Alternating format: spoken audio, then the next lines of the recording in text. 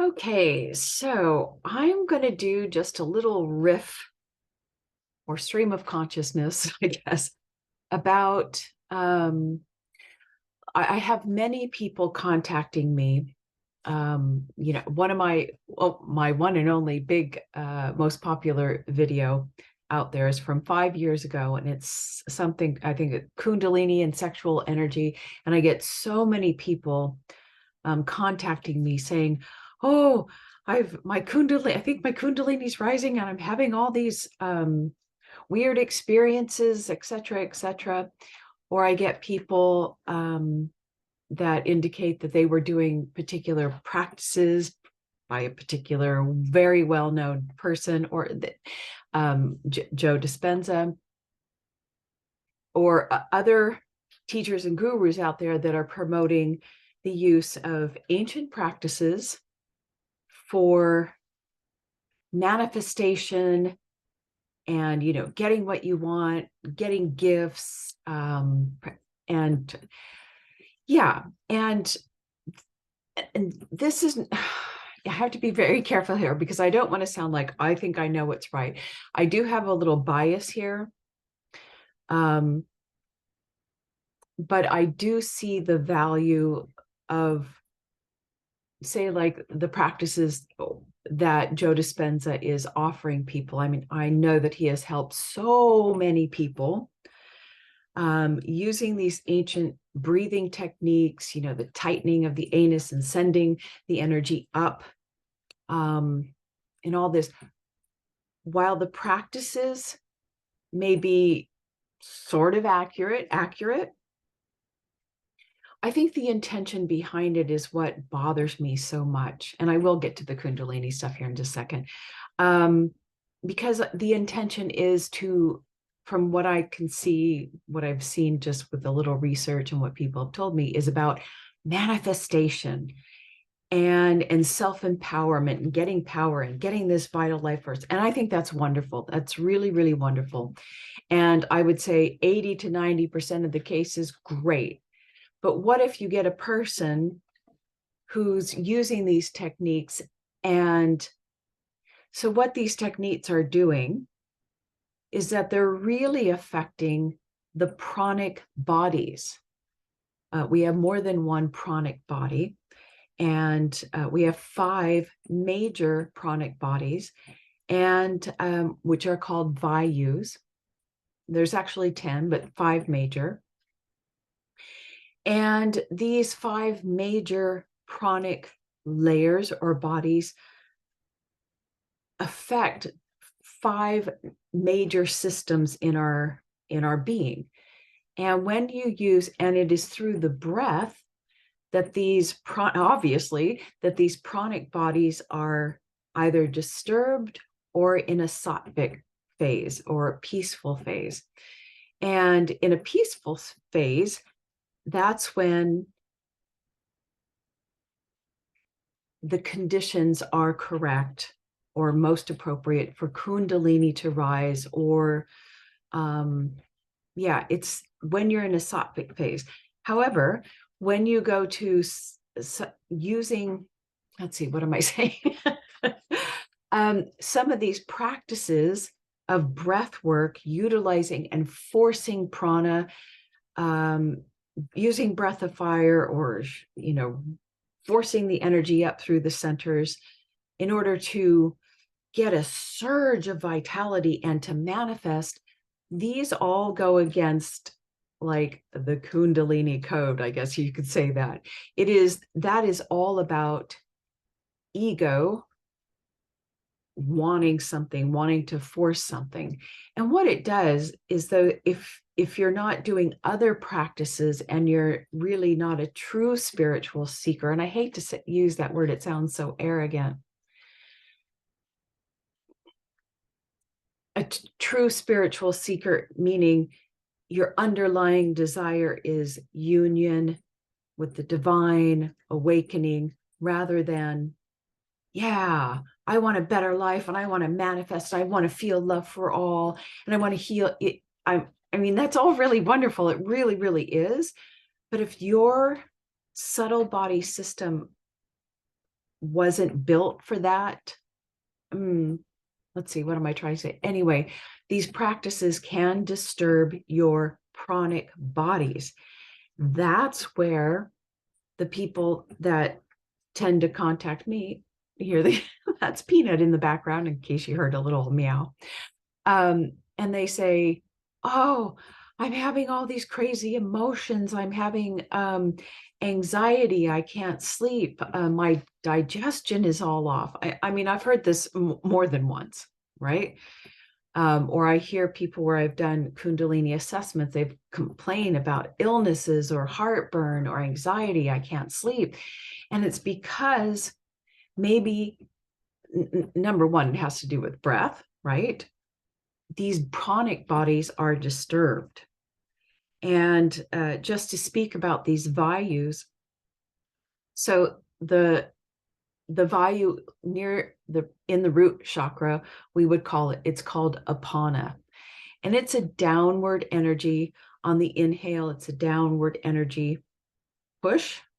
I mean, it's a downward flowing energy, and it is for excretion, urination, ejaculation, or orgasm, birthing.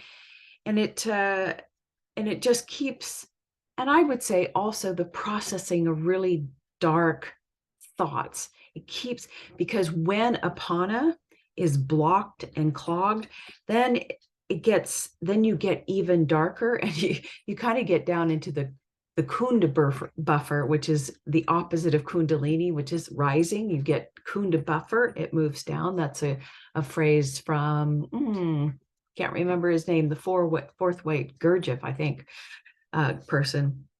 And you get really dark thoughts, and you attract dark energies, and you, anyway. So apana is excretion. Then we have second chakra, that would be Vayana, and that is your whole aura field. And that's like heartbeat, circulation, joints, muscle. And then we have the third chakra, which is called Samana, which is the most important. And Samana it balances all the other 4 other bodies. So it's really the most important. And then we have the heart chakra, which is prana. So this is the prana body, hence we call it prana, because this is our vital life force, respiration, circulation. I'm reading my notes here. Sensory, motor, temperature, feeling, and thinking. And then we have udana, which is an upward flowing pranic energy. And that really has to do a lot with psychological issues. Let me see, throat to head, upward moving energy, speech, memory, intake, will, effort, intelligence, psychological, mental stuff. But both apana and udana really mess with your psyche. So when you're doing these breath work exercises, you can already feel that you're messing with these 5 different bodies, and they get out of balance. And so my recommendations for people having a difficult time. So I think all these workshops and, wanting to manifest and using the pranic bodies for manifestation are great, but you have to, and I think it's more ragistic, and you're in nature. It's a guna. There's 3 gunas. Thomas is terrible. Ragistic is like, yeah, I'm gonna manifest, and I'm gonna do things my way, and it's a very active thing. But you need the sattvic aspect in your life to balance everything out. And I this is kind of where I go like a little with people like Joe, is that they don't take care of the other stuff. And what happens when somebody does arouse Kundalini, or it accidentally, before its time, gets released? Maybe this lifetime wasn't meant for a Kundalini release, because you can force Kundalini with your will, even though she didn't plan your subtle body for you to handle a Kundalini release this lifetime. You can force it, but she won't go up most likely will not go up the central channel, and she'll get diverted into a channel that will make your life hell. And it's always the fallout. Yeah, you can manifest stuff, but then you've released Kundalini and she's been touching your brain centers and touching your heart, but going back down, or she's been released and she's gone up opposite channels or in channels that are not happy channels. And then because your subtle body wasn't prepared for it, your subtle body being these vayus, which house all the nadis, your energy channels that house all of your impressions from past lifetimes, all of your psychic gunk from past and now. And suddenly you've got a massive amount of energy flowing and activating all of these thoughts and emotions, and you weren't prepared for it. And that's what really gets me. Like, okay, I'm going to go off. I mean, I know I have a bias about Joe. I guess this isn't supposed to be a video about Joe Dispenza, but something's off there, because I have tried several times to get through one of his videos, but I cannot listen to his voice. And well, it just feels like there's something off there. And I think it's the intention of using these truly holy and what is the word? Holy practices for something so materialistic. And then, yeah, people have great experiences. And he says, don't get caught up in the phenomenon, but please, I would love the phenomena. And then not to take care of really like the sacred aspect of it and the fallout, what happens after that. Anyway, so you have a disturbed set of pranic bodies and all your systems are awry. And so, yeah, if you're going to do these manifestation, holding, anyway, doing these breathing techniques to manifest thing and get power, then you better do the other to do this. And it's very gentle, because what you want to do is you've got to balance out these pranic bodies, calm them down because they're overly excited and messed up. So you could do, everything now should be gentle diaphragmic breathing, which is, you inhale, the stomach goes out, inhale, you pull it back in, and there's no pause.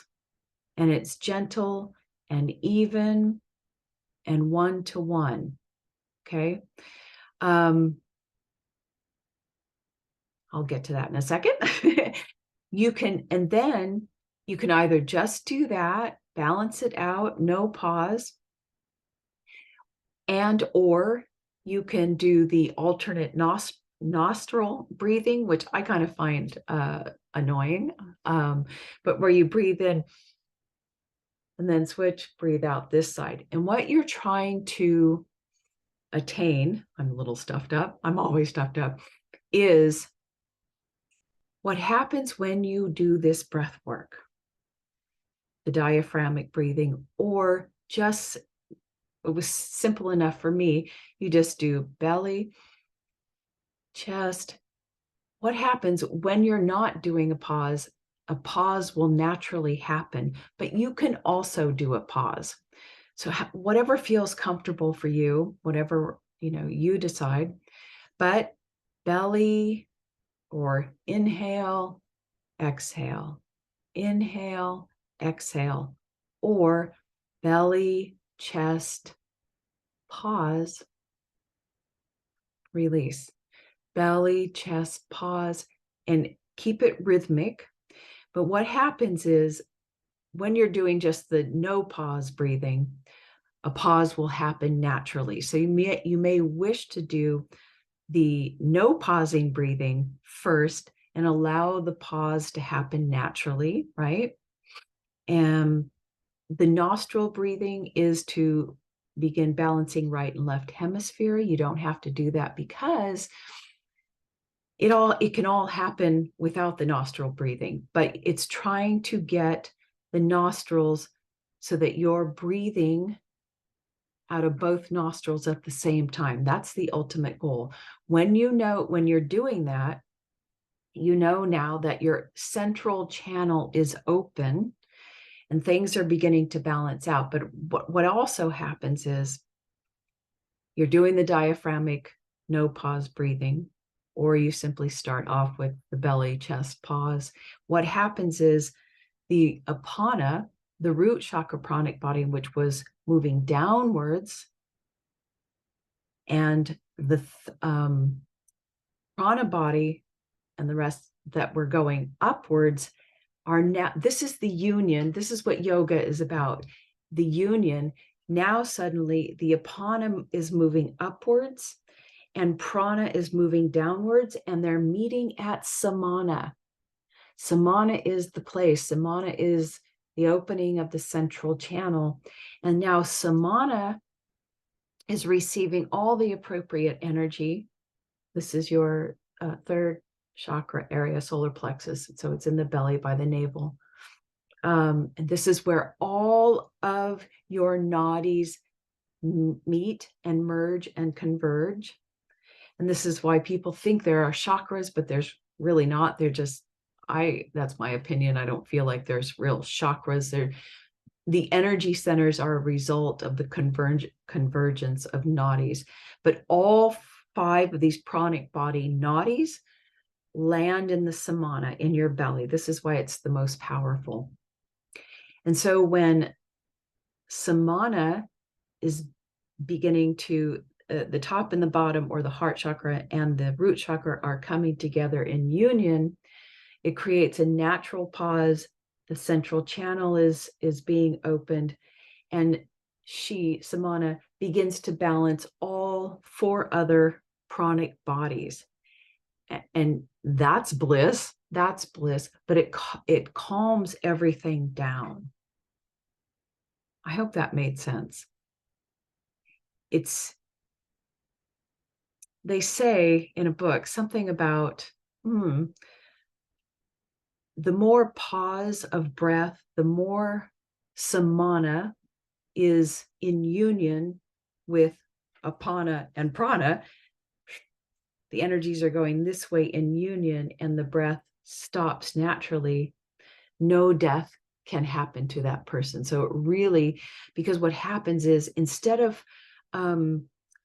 forcing by clenching these centers, trying to create prana, and then like holding your breath and moving the prana up to your chakras and then out, that's really actually, the bigger your exhale breath out the mouth, you're losing energy. It's the opposite. It's in the pause that vitality really comes in. It's in the no breath where samana is saying, yes, I'm going to balance all these things. It's anyway, that is the practice I absolutely recommend you doing, or investigate the values. Yeah, that's about all I'll say on that. What else happens? Yeah, they talk about, and so this will also help. Heartburn is like one of the major things, heartburn, that will also help your digestion and calm anxiety. But there are other things that will help this. I'll talk about that in a second. Yeah, it should help everything.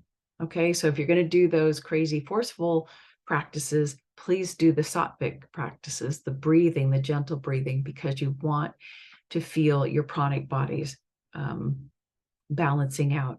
And you probably will feel like, many people think they're having Kundalini movement, because they'll do these exercises and suddenly they'll feel pressure, or they'll have heat, or they'll just kind of feel like a twisting or turning. That's really not Kundalini. It is the pranic bodies trying to balance that, like opening up, and suddenly you get a rush of heat, or twisting. It's the pranic bodies that are trying to balance themselves out. So there you go. Yeah, also what can happen is, okay, so you've gone to these seminars, you're doing these practices, maybe you're doing Kundalini yoga, breath of fire, and you do get a little Kundalini arousal and all this sort of stuff. And yeah, you do that stuff and it's going to stir up all of your dark fears, fears and emotions and things you're not prepared for. But also, if you have a release and arousal of Kundalini, it is very common. I mean, just your normal everyday person has at least one negative entity attachment. I mean, it's just part of life. There are other beings that live in lower realms, and their energy, they live off our energy, our lower frequency energy, our apana energy that's gone way too low and that isn't balanced. They love it, but they love Kundalini energy. So if you're sparking that off, you're like a beacon of light, and they're like, I'm coming for you, like fleas. Yeah, and they can spark thoughts in you that are not your own. I have had personal experiences of this. I've had during the height of Kundalini. Yeah, I mean, emotions coming up. I wish I knew now I wish I knew then what I know now about diet and everything, but just the way it goes. I guess I was meant to go through that so I can share it with you. But yeah, I would have these I always had suicidal thoughts, even as a kid. But there was a time I remember just sitting on my deck and having this stuff come up. And I literally had this like thought came from out of nowhere, literally. And it said, you fucking whore, just kill yourself. And that's when I knew. I went, holy shit, some of these thoughts are not my own. And I recognized that there's some negative entities attached, and they love these lower emotions, and they will send you these thoughts so that you are brought even further down. And there are two things. I mean, and I've had this confirmed with my teacher. This is very common in Kundalini. When things are awry or you're in Kundalini process, the point of this is say these things are normal. You're not crazy. There's nothing wrong. Number one, when you're hearing thoughts like that, recognize the fact that, hey, if you're recognizing and hearing these thoughts, you are not the thought, right? So you have power over that thought. And what's happening is maybe these thoughts are yours that you've attracted into your subtle body by your own thoughts, right? The mind, ego, first of all, you've been playing around with Kundalini, expanding your consciousness, and it's going, holy shit, I'm about to die, or she's not going to listen to me anymore. It recognizes its own demise. And it, how do I say, this is just my opinion. This is just what came to me. I can't say it's right, but the mind is recognizing you, which is not the mind, awareness, and it's telling it doesn't know it's telling itself to kill itself. It's telling you to kill yourself, trying to kill the consciousness, but it doesn't realize that if you actually killed itself, what am I trying to say? It's trying to I think I'm losing myself in my own mind, but anyway, it doesn't realize that yeah, I think I've just lost my train of thought. We won't go there. Anyway, so the mind is reacting to this expanded consciousness, and it's going to fight you all the way. So that's one thing. But so second thing, law of the universe is law of yes and no. If you recognize these thoughts, you are not the thoughts. So you have the power, and you say, no, no, no, no. Helpers, higher self, angels, whatever, kill these thoughts. Kill these thoughts. You have power over these thoughts, and the universe must listen to that inner yes and no. You say yes to things by simply not saying no to them. okay, by accepting them and reacting to them. And then you've accepted them into your field and they think they're part of you. Okay. Secondly, you must say the no to it. And if you have a dark being attached to you, which many of us had, and if you're going through Kundalini process and you have a diverted Kundalini rising due to these practices, you will probably have dark beings attached to you, utilizing Kundalini for their benefit in another dimension, not yours, right? So you say no, but you can also use the mantra in English. It would be, I am the light is me. I am the light is me. And you just keep saying that, and you will see that they will eventually, you have to say the no or have that no energy, and you will see that that entity, that feeling, it'll go away. You have to keep repeating it. If you want the Sanskrit version of it, contact me. It's a little bit more powerful, but it may be difficult to say. It's the same thing. I am the light is me. That will help.